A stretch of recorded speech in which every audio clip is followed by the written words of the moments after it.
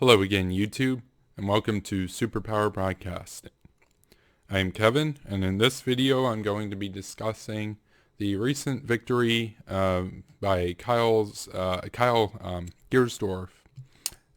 His gamer name, of course, is Bugha, at the Fortnite World Cup in New York.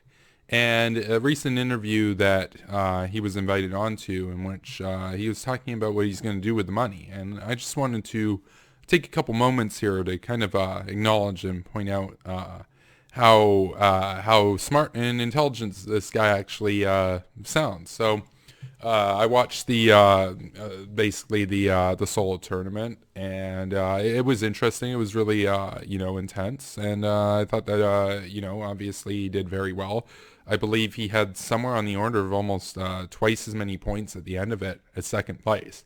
Like, he almost basically won twice over. I mean, it was ridiculous, right? So the guy's obviously very talented, but it's easy to think you win $3 million. Well, it's not actually $3 million because there's all the taxation on top of it and everything else, and of course he has to pay whatever is stipulated in his contract to his clan and all of that. But for the sake of argument, let's just say it's at least $1.5 million. Well, he was asked what's he going to do with the money and everything, and sure, it could be a rehearsed answer. It's very possible to be a rehearsed answer, to come across as humble about it and everything. But he said, he wants to invest the money, he wants to save it for his future.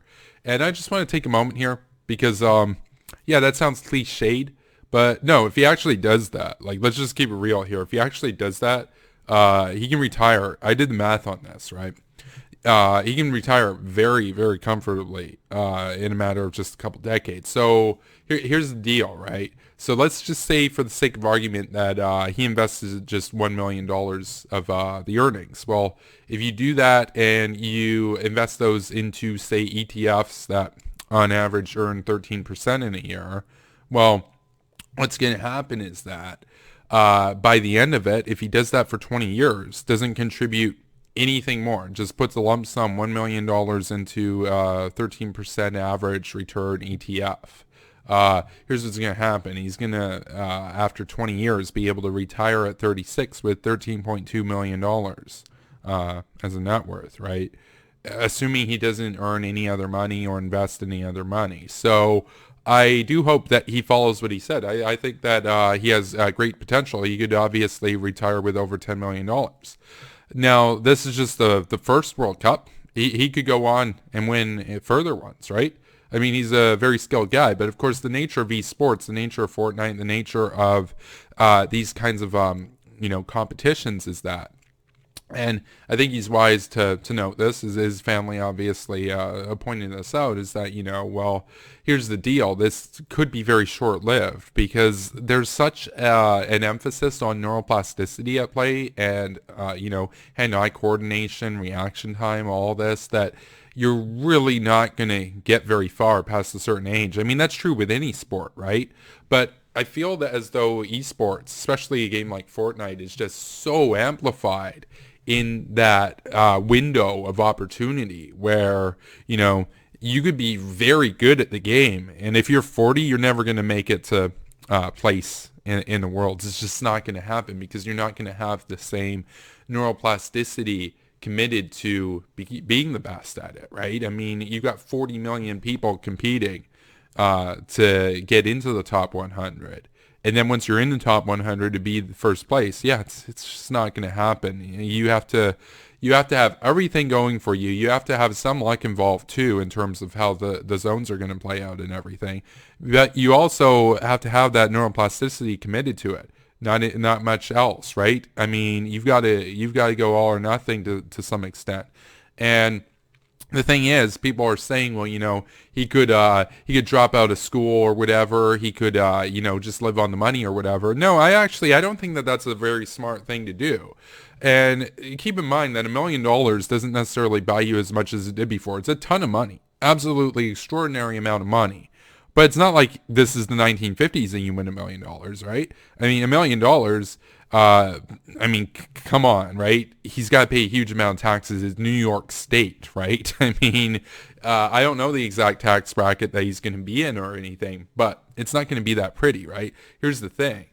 when he comes out, and let's say that he puts $1 million into ETFs or something. So maybe he's got 500,000 left over, or maybe he invests more of that. Yeah, you can't really just live on that for the rest of your life. He still has to do something else. Now, again, he could go on and win future tournaments, but it's also the case. If you look at a lot of the ages of those players, I think the average was like 15 or 16. He's 16. He's already aging out. I mean, think about that, right? That's the nature of esports as it stands right now, is that it's just such a hyper amplified window of opportunity that's transposed over to the far younger side of things, where you could still be very good at soccer and still be very competitive, into your late 20s, 30s, etc. But with Fortnite, with these competitive esports, this is just not going to happen. It's not going to happen at all. And there will be somebody new who's going to be even better, even more, rapidly proficient in terms of their reaction time. So it would be a smart move to take the money, invest in. This is true for any of those people that placed very well in the Worlds. Take the money, take a really big portion of it, and say, yeah, I mean, sure, you earned it and everything. Absolutely. It's yours to spend. If you want to buy a Rolls Royce, if you want to buy 2 Rolls Royces, that's your prerogative. Absolutely. But you should bear in mind that just because you're the best right now, you saw, he placed, I believe it was 90th in the second round, right? He can slip up. Now, of course, he's so good, he was able to recover from it. And at the end, in terms of the final tally, he still had almost twice as much points as second place, right? Guy's absolutely, guy's insane. Guy's the best in the world, right? But the thing is, that can very much be short-lived. Even a stellar performance like that can fade very quickly in terms of the world of esports. And so it's not the sort of thing that you should be banking on future wins, future successes like that. He may well be successful, but no, I would take a good percentage of the money, 70% at least, and invest that into ETFs or some other security or investment. The thing is, when it comes down to all of this, right? No, he can't just straight up retire right now necessarily, because the thing is, he should actually still probably focus on graduating and go on and, get a career or whatever in a different field. Because in my view, I don't think that he's going to be able to be as on the ball and competitive when he's 20. So he's going to need to do something else. Because what I talked about being able to retire with the $13.2 million, that is in favor to him. That is assuming that he doesn't contribute anything else to it, which is really good, right? That's a lot of money to just do a one-time investment, right?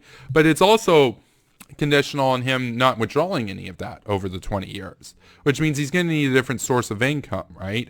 Because, he's going to need a place to live. So the remainder of the winnings are going to go to that. And, he said it, he's going to buy some property. That's smart, right? He also needs property to live in and everything. But after the end of the day, right, like, until he withdraws the actual big money, he's actually basically going to be at, close to net zero in terms of his, daily cash flow and everything. So if he wants to retire with $13.2 million, he can't touch the million. So I don't know exactly how much that's going to leave over after taxes and everything, but after he buys a place, no, he absolutely has to stay in school. Like all these people talking about how he should just drop out and everything or whatever. No, I can see the logic in it. If, say, he drops out to be more competitive and hone his game and everything, that still might be a lost cause, because some of those kids are like 13 years old. Some of the kids are like, 11, 12 or whatever, going to be eligible for the next one. Plus everybody else, it's kind of risky, I would take my wins, I'd still play and everything, right? Still keep at it the way that he's been doing. Obviously his regimen has been sufficient, but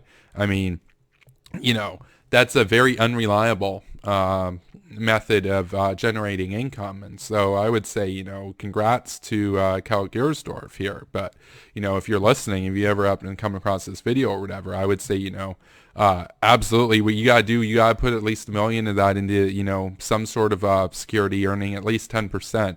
And you'll be able to retire, in your mid 30s with over $10 million.